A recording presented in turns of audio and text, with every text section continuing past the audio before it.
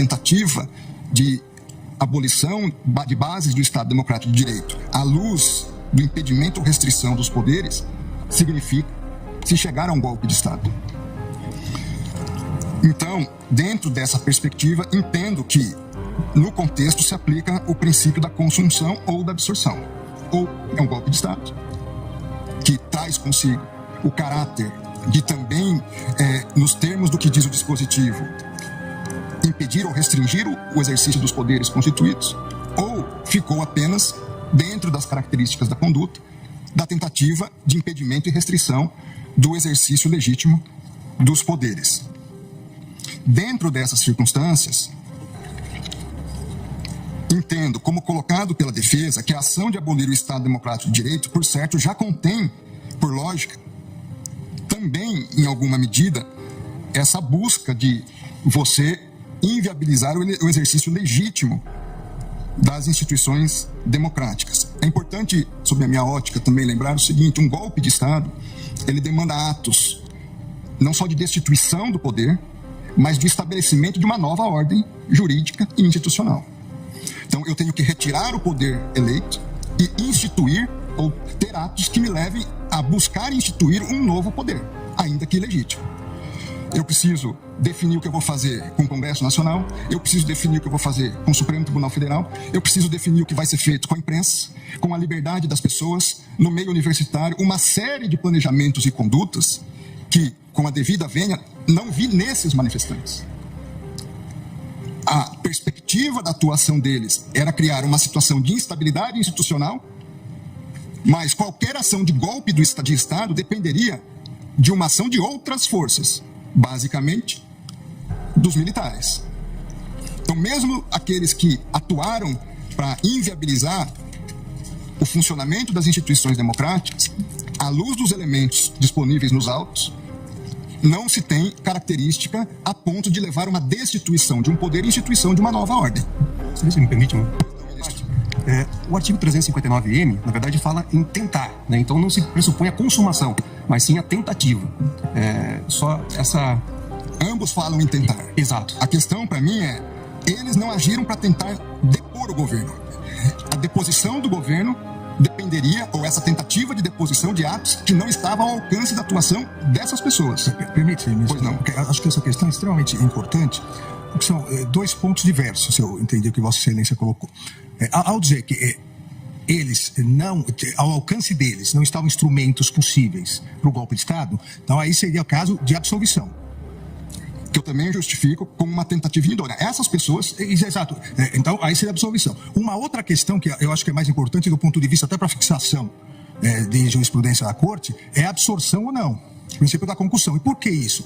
Me parece que são dois crimes, como disse, absolutamente autônomos. Até porque o ânimos é diverso. E eu dou dois exemplos, um histórico. O golpe de 64... O golpe de 64, vamos dizer que não tivesse dado certo. Mas qual foi o golpe militar de 64? Trocar o presidente da República, João Goulart. Não foi, em momento algum... Não foi em momento algum tentar mexer com a estrutura dos outros poderes, até porque, lamentavelmente, os demais poderes aderiram. Então, você consegue vislumbrar uma tentativa de golpe na troca do poder, na troca daquele que foi legitimamente e democraticamente eleito como uma conduta autônoma. O que, na minha opinião, no meu voto, eu entendi, ao prever a intervenção, ao pedir a intervenção federal, se pretendia trocar o presidente eleito pelo candidato que perdeu. Esse é um crime. A outra coisa é atacar o funcionamento do Supremo Tribunal Federal ou do Congresso Nacional com a invasão, impedindo a atuação. Volto alguns meses. Vamos dizer que essa conduta do dia 8 de janeiro fosse antes do final do mandato do anterior presidente. A conduta idêntica. As pessoas virem, atacarem violentamente, invadirem. Nós não teríamos a acusação de golpe de Estado, porque elas não estavam pretendendo trocar o presidente, mas elas estavam pretendendo obstaculizar o andamento do Supremo Tribunal Federal e do Congresso. Tenho dúvidas, ministro Alexandre, por quê? Nesse exemplo também de uma ação anterior ao encerramento do exercício do mandato do ex-presidente. Porque, formalmente, teríamos também uma consideração de um poder legitimamente eleito que estaria impedido.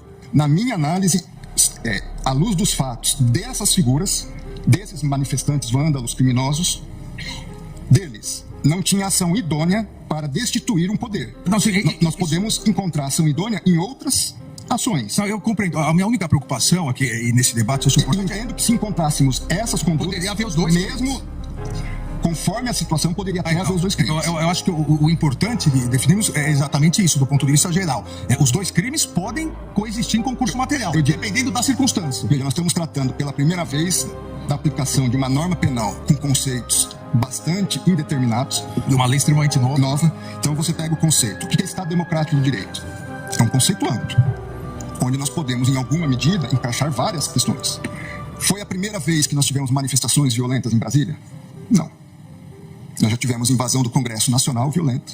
Nós já tivemos ministérios aqui postos com incêndio, fogo.